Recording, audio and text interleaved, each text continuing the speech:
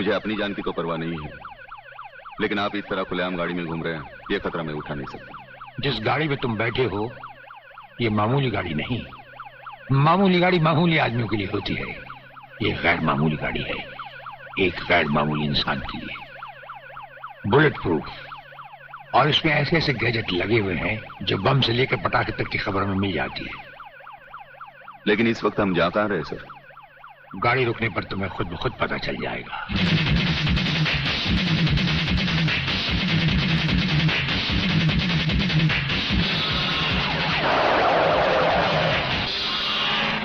वागले, यहां हमारा घर है।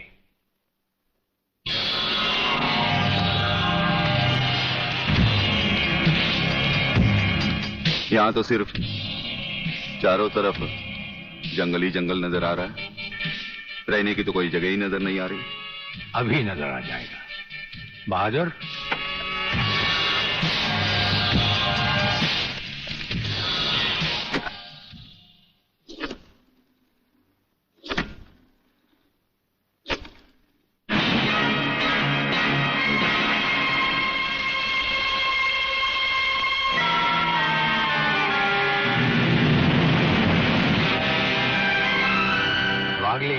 ये ऐसा बंकर है जिसका अता पता सिर्फ हमें या एक हमारे खास आदमी खबरीलाल को है, और आज से तुम्हें होगा। ये इतना मजबूत है कि इस पर ना तो कोई हवाई हमले का असर हो सकता है और ना किसी बम या बारूद का। दुश्मन तो क्या, हमारी इजाजत के बगैर परिंदा भी पर नहीं मार सकता। वागले आओ, अब हम तुम्हें अपने बंकर से वाकिफ करवाएं। ये रहा हमारा ट्रांसमीटर सेक्शन। यहां से हम हिंदुस्तान के किसी भी मिनिस्टर से जब जी चाहे हॉटलाइन पर बात कर सकते हैं, लेकिन आसमान वाले ने चाहा तो इसकी जरूरत कभी नहीं पड़ेगी। हम अकेले ही तुम्हारे साथ वागले सब कुछ संभाल लेंगे। और वो देखो, वो एक कमरा जिसमें सब हथियार रखे हुए हैं, और उस कोने में रहा हमारा अस्पताल। यहां हर लाए दुश्मन का सीटी स्कैन करके उसकी अंदरूनी बीमारियों को बाहर निकाला जाता है। मुझे छोड़ दीजिए ब्रिगेडियर साहब, मैं सच कहता हूं, मैं प्रलयनाथ के बारे में कुछ नहीं जानता। मुझे छोड़ दीजिए ब्रिगेडियर साहब। और छोड़ तो तुम्हें जरूर देंगे, लेकिन तुम मोटे बहुत हो, थोड़ी चर्बी कम होने के बाद। यह अस्पताल मेरे हवाले कर दीजिए सर, चर्बी कम करने के बहुत से तरीके मुझे मालूम। हाँ, गुड वागले।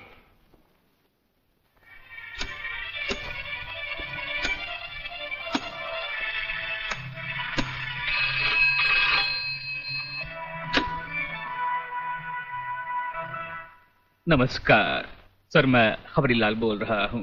ओ खबरीलाल, आज के मुख्य समाचार ये हैं कि प्रलयनाथ गुंडा स्वामी ने खतरनाक किलर बब्बन खूनी को आपको खत्म करने के लिए एक बहुत बड़ी सुपारी दी है। हमारे नाम की सुपारी खाने वाले को जिंदगी भर दांत चबाने पड़ेंगे। ये हमारे नाम की सुपारी खाने वाले चमगादड़ के खाने पीने का ढाबा कहाँ है खबरीलाल?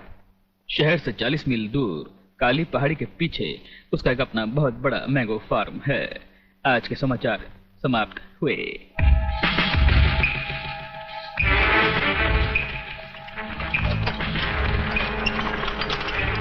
शोभे गंगवा, ये माल जो तू आसाम और यूपी भेज रहा है तगड़ा है ना? तगड़ा क्या सरकार, ये नंबर 1 फसल है, नंबर 1। अरे 25 मीटर दूरी पर जाती हुई गाड़ी को ये ऐसे उड़ाता है।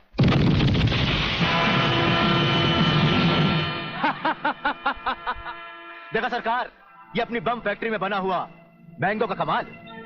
यूपी और असम में आतंक फैलाने के लिए ये माल तो ठीक है, पर मुझे वो माल बता जो ब्रिगेडियर सूर्यदेव सिंह को उसकी गाड़ी के साथ जलाकर उसे राख कर दे। वो भी तैयार है सरकार। ये देखिए छोटा सा हाफुस जो 50 मीटर की दूरी पर जमीन पर गिरते ही ऐसा फटता है कि मरने वाले की हड्डियों का सुरमा बन जाता है। ये देखिए।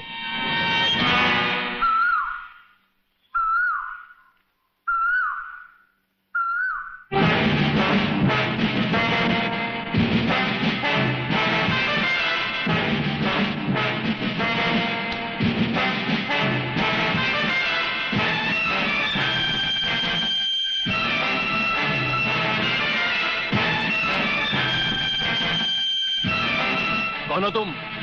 लगता है बब्बन मियां ने कल रात अपनी आंखों में सुरमा नहीं लगाया, जरा कम दिखाई देता है। ब्रिगेडियर सूर्यदेव सिंह? हाँ, ब्रिगेडियर सूर्यदेव सिंह। बब्बन मियां, हमें तो उसी के हाथों से मरना है जिसने हमें इस दुनिया में पैदा किया। तुम सब अपने आप को हमारे हवाले कर दो, वरना तुम्हारा बनाया हुआ आमों का बागीचा तुम सबका अपने हाथों से बनाया हुआ कब्रिस्तान बन जाएगा। तो आओ आगे और पकड़ लो मुझे, मगर इतना याद रखना कि जहां तुम खड़े हो उस पेड़ से लेकर मैंने अपने चारों तरफ माइंस बिछा रखी हैं। अगर इसके अंदर तुमने पैर रखने की भी कोशिश की तो तुम्हारे चींचड़े उड़ जाएंगे। यकीन नहीं आता तो ये देखो।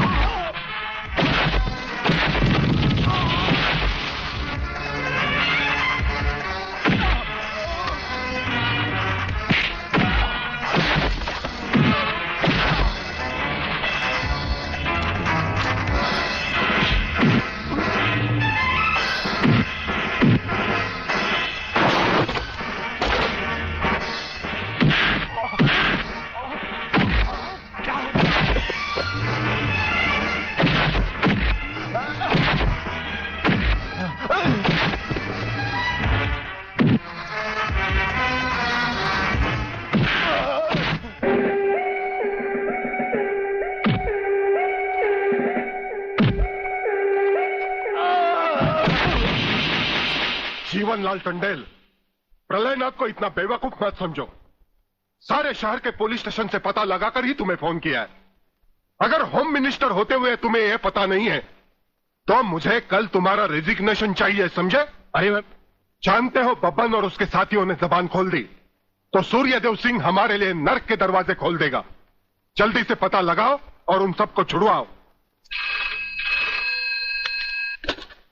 Yes, DCP Pathania speaking. अरे इंग्लिश को मारो गोली और हिंदी में समझो। मैं जीवनलाल बोल रहा हूं, जीवनलाल टंडेल। ओ सर, आप कहिए, क्या हुक्म है सर? मुझे सिर्फ 1 घंटे में यह बताओ कि सूर्यदेव सिंह ने जिन जिन को गिरफ्तार किया है वो सब कहां हैं, और मुझे 4 घंटे के अंदर अंदर उन सब की जमानत चाहिए, समझे? मगर सर, सूर्यदेव सिंह के बारे में जितनी जानकारी आपको है उतनी ही हमारे डिपार्टमेंट को, और हम उसे ज्यादा कुछ पूछ भी नहीं सकते क्योंकि यही हाई कमांड का ऑर्डर है। वो रहता कहां है? वो भी नहीं मालूम। ये भी नहीं मालूम तो फिर ये बताओ कि वो मिलता कहां है? मैं उससे आज ही मिलना चाहता हूं। सर, वो रोज सुबह सीबीआई ऑफिस में 12 और 1 के बीच में आते हैं सर। सर, ये लिस्ट उन लोगों की है जिन्हें आपसे मिलना है।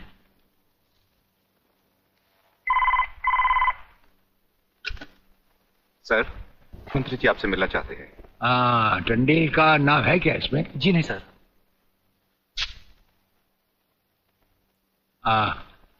आज तो हम अपना 1-1 मिनट दूसरों को दे चुके हैं, दम लेने की भी फुर्सत नहीं होगी।